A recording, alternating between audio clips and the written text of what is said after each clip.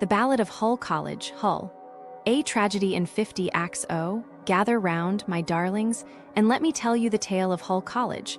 Hull, a place where dreams go to die, where ambition is crushed under the boot of incompetence, and where the only thing more absent than the teachers is the common sense.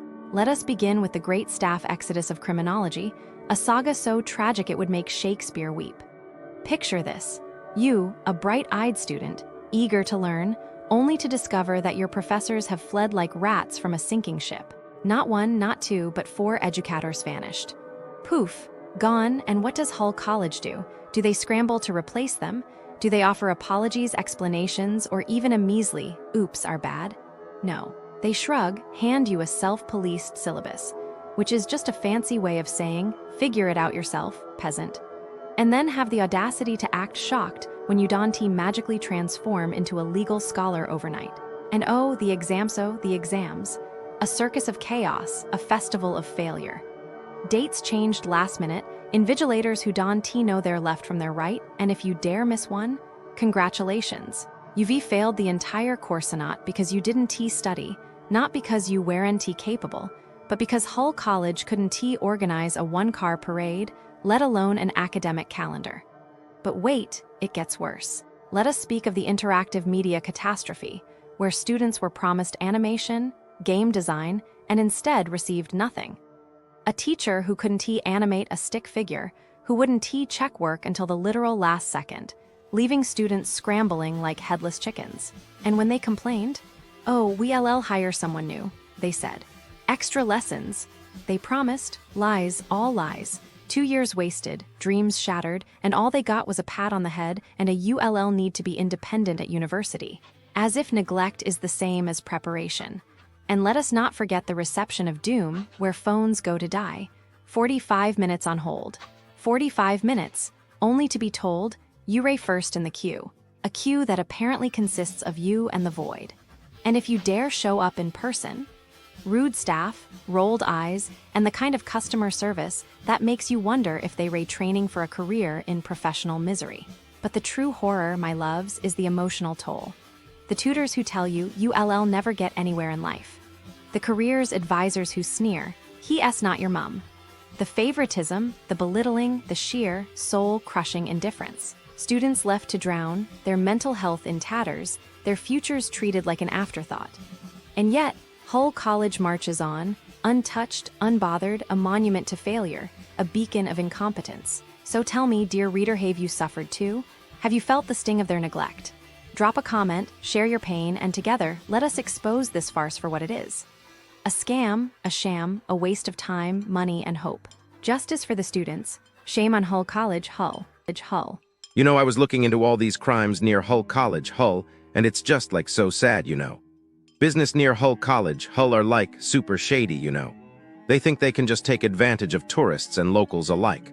Like, have you heard about this barber shop owner, Ari Ali? He got jailed for selling counterfeit cigarettes, 88,000 of them. Can you believe it? I mean, people probably thought they were buying legit cigarettes, but nope, they were fake. And who knows what kind of health risks those fake cigarettes posed. I predict the people who bought those cigarettes must have been so upset, like they trusted this guy, and he just betrayed that trust. And what about Ari Ali? He's probably sitting in jail now, thinking about how he got caught. What a waste, you know. And then there's these shops selling counterfeit tobacco and cigarettes.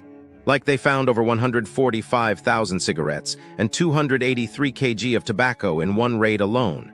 That's crazy, right? These shop owners must have thought they could get away with it, but nope, they got caught. I predict the people who bought those fake cigarettes must have been so disappointed, like they thought they were getting a good deal, but really they were just getting ripped off. And what about the shop owners? They're probably just trying to make a quick buck without thinking about the consequences. And have you heard about the fake wine sold in Hull shops? Like, over 300 bottles of counterfeit wine were seized. That's just like so wrong. Tourists probably thought they were buying a nice bottle of wine, but really it was just fake. I predict the people who bought that wine must have been so upset, like they were trying to have a good time, and then they find out they got scammed. And what about the shop owners? They're probably just trying to make a quick profit without thinking about the harm they're causing. And then there's this shop that's sold out of date meat products. Like the owner, Mr. Jegarquin Makau, got fined over 4,000. That's so gross, right? People probably thought they were buying fresh meat, but really it was old and spoiled. I predict the people who bought that meat must have been so disgusted, like they could have gotten food poisoning or something.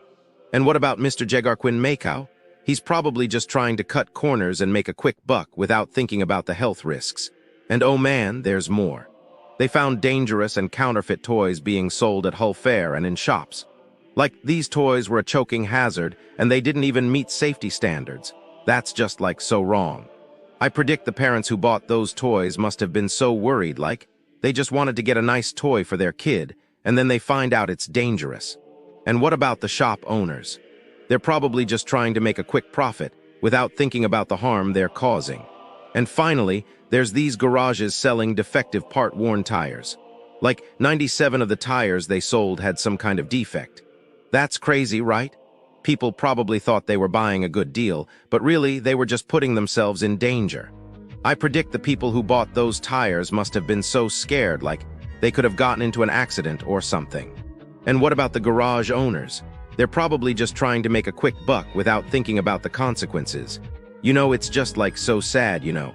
Business near Hull College, Hull are just like so shady, and they don't care about the harm they're causing. It's all about making a quick buck without thinking about the consequences. Businesses near Hull College, Hull a tale of woe and disappointment. As I delve into the reviews, I'm struck by the overwhelming sense of frustration and disillusionment.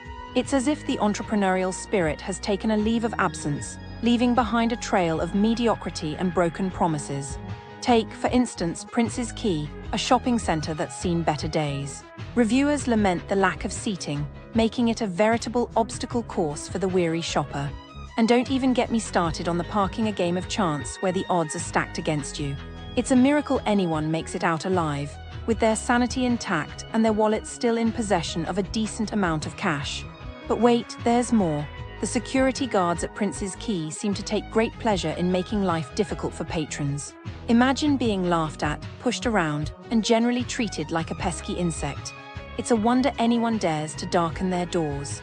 Moving on to the Brazilian Churrascaria Bar, where the culinary experience is akin to a box of chocolates. You never know what kind of disappointment you'll get. Will it be overcooked meat, or perhaps a side of food poisoning?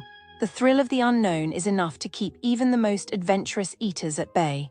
And don't bother trying to use a voucher, lest you be prepared for a battle of wits with the staff. As for the Temple Wellness Center and Spa, it's a hotbed of unprofessionalism, where the owner's wrath is as unpredictable as the weather. Book a massage at your own peril, for it may be cancelled without notice, leaving you high and dry. And should you dare to complain, be prepared for a healthy dose of attitude and a side of passive-aggressive behavior. The Brain Jar, a bar that's as useful as a chocolate teapot, is a haven for rude staff and overpriced drinks. It's a place where the phrase customer service is an oxymoron, and the atmosphere is as welcoming as a wet blanket. Rounding out this sorry excuse for a business district is the store on Pier St, a retail experience that's as reliant